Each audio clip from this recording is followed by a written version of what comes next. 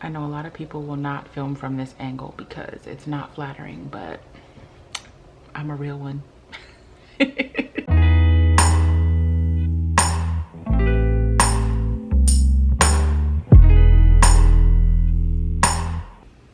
Hey boo, thank you for coming through and spending some time with me today. I appreciate you stopping by. So as you can tell by the title of today's video, we are going to be walking through a timeline of how my hair has transformed over the past month. Obviously my hair is back today. I'm rocking this little style. I just washed my hair and I need to retwist in about a week or two. So now is the time for me to start experimenting with styles that are up or back because my roots are a little puffy. I don't mind it, but whatever. So yeah, my hair is back, so you can't get an accurate representation of how my hair looks now, being about a month and a week in, a month and a few days in. I started on July 17th. Today is August 22nd. Yeah, so a week and a few days, a month and a few days. But I am going to be inserting some pictures and some videos so you guys can kind of see how my hair has changed over the past month. I'm also going to be sharing some tips and things that I've learned with you. So if you are interested, which I think you are because you clicked on the video, just stay tuned. Oh, before we get into it, I wanted to show you a good 360 of my hair. I am very much inspired by the 90s. I'm an 80s baby, a 90s kid. So I'm giving you all of the 90s appreciation with this hair, honey.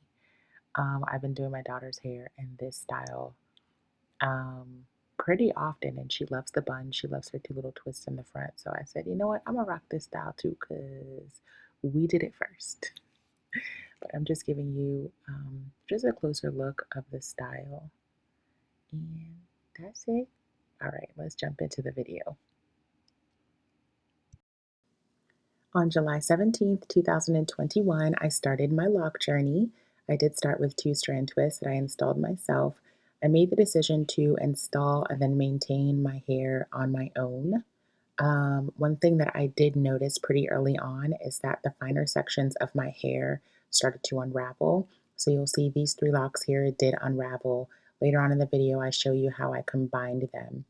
I pretty much started though just kind of washing my hair as normal. I used Pantene, not Pantene, why am I lying? I used Head and Shoulders and Nizoral shampoo because I had some concerns with my scalp being dry. I later noticed that I didn't need such heavy products. And to be honest, because I was doing less to my hair, I noticed that I didn't have as much irritation in my scalp. So I kind of scaled back on the heavier products. I did notice frizz pretty early on, as you'll see. This is about a week in. You can see I have lots of frizz galore. Frizz galore. And at first I got all excited, but I have to keep reminding myself that frizz does not equal bunching or budding. Sometimes frizz is just frizz. And another thing that I had to remind myself, yes, I did put my edges down.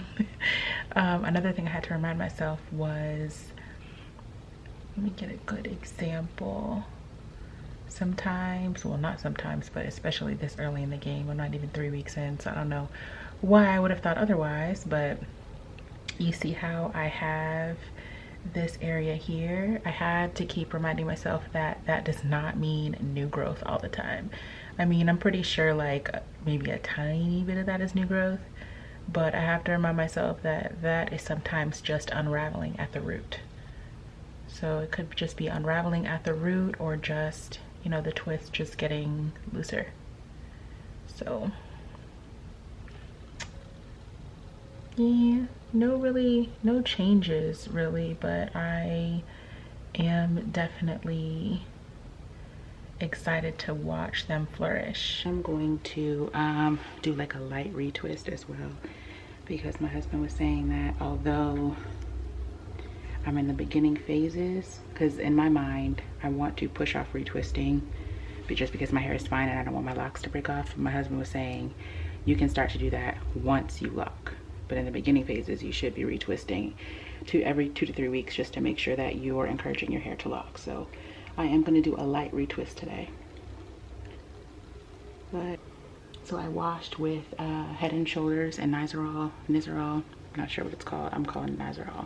So I washed with those two shampoos. I did not condition, but I will be spraying a leave-in conditioner and some rose water in my hair, and then retwisting. So again, this is me, all my frizzy glory. So I love how we went from a partial retwist to a full retwist. But let me get closer to show you. Roots are looking good. Now when I started to retwist, I did notice that I am having some budding, more budding than I expected. We'll get into that when I do like a full 360, you know, look. But this is the retwist.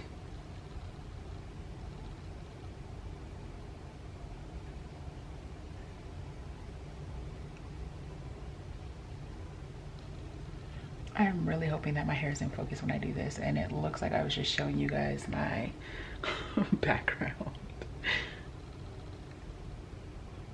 I'm really hoping you can see that.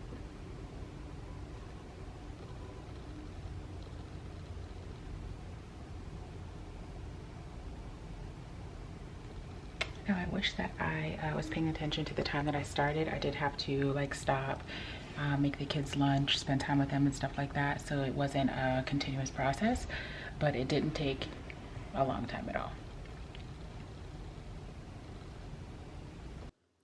In addition to the frizz, a few things that I noticed in the first month have been bunching and budding.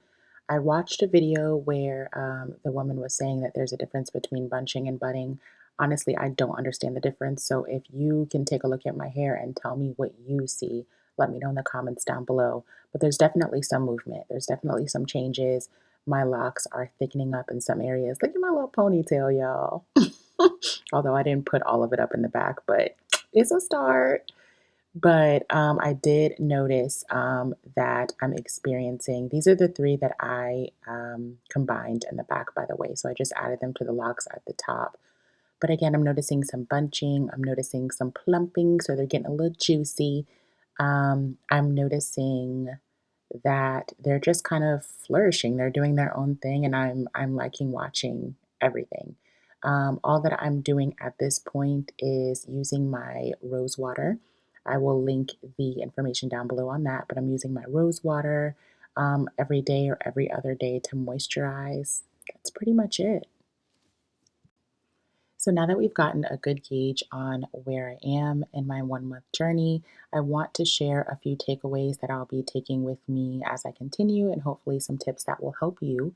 The first is, if you ever see one of these little balls hanging from your lock, do not pull it. Do not. That is your hair trying to start the locking process. Think of it as if you see a piece of string on your clothing and you pull it, your clothing will start to unravel. You do not want to pull that because it could potentially damage or unravel your lock. So try to wrap it around your lock. Some people will use a crochet hook. I just wrap it around or just kind of like mush it back into my lock. But please do not pull that off. So that's the first tip. Another thing that I've noticed is that, as I mentioned in the video, frizz does not always mean that your hair is locking or locking faster. Yes, frizz could mean locking, but if you are being rough, in the beginning, I would say probably the first few days, the first week or so, I was very rough. I wet my hair often. I was very vigorous when I washed my hair because I'm thinking, okay, well, if it's frizzing, it'll start to lock quicker. Please do not do that. Be very gentle with your locks when you're washing. Cover your hair with a satin scarf. Just be very gentle because, again, frizz, you don't want to encourage frizz sooner than you have to. Frizz is beautiful, but allow your hair to go through the natural locking process on its own. So be gentle. Cover your hair with a satin scarf, like I said. Now, bonnets are great, but they can cause frizz because your hair has more opportunity to swell. So at nighttime, I would definitely recommend a satin scarf if you have one. Speaking of wet hair, do not lock your hair, or excuse me, do not wet your hair at night. I know it's tempting. In the beginning, I was spraying my hair in the morning and then at night because I'm thinking I'm adding moisture and that's the best way to do it. Do not spritz your hair, do not spray your hair, do not wet your hair and then lay down. First of all, doing that is not sanitary because you could encourage mildew or soap scum. lots of scalp issues to form, but also it could lead to flattened locks, which you'll see later on in this video. I do have a few flat locks because I was wetting my hair and then laying on it. You do not want to do that, so listen to me. Don't wet your hair at night. I know a lot of people use Castile soap, and this is very debatable. I decided not to use Castile soap. I follow the digital Loctician, and she had a very healthy conversation about this. While Castile soap is great for detoxifying and kind of clarifying your hair, if you're combining that with hard water, it could lead to like soap scum and residue on your hair. So you want to use a clarifying shampoo, which I'm absolutely taking with me as I continue this journey, because as you'll see, I do have some white specks. I don't necessarily think that it's all flaking, but I'm sure it's some flaking and then some product residue or some product buildup as well. So I will be using a clarifying shampoo every time that I wash my hair. No cream conditioner is needed. You don't need a cream conditioner. You don't need a deep conditioner. If you feel like your hair needs a little more condition or conditioning, you can definitely use a liquid leave-in or a spray leave-in, but I would not recommend any cream products because that could lead to buildup.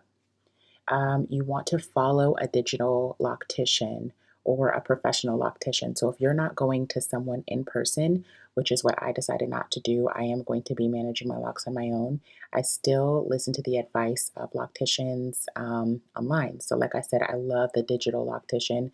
She has a holistic approach to caring for your hair and your locks, which I love. I also have been watching some videos from, I believe her name is Yanni the Lockologist. I will link her information down below. But again, if you are managing your locks on your own, sometimes it's still helpful to just go to someone to seek advice or a little bit more information.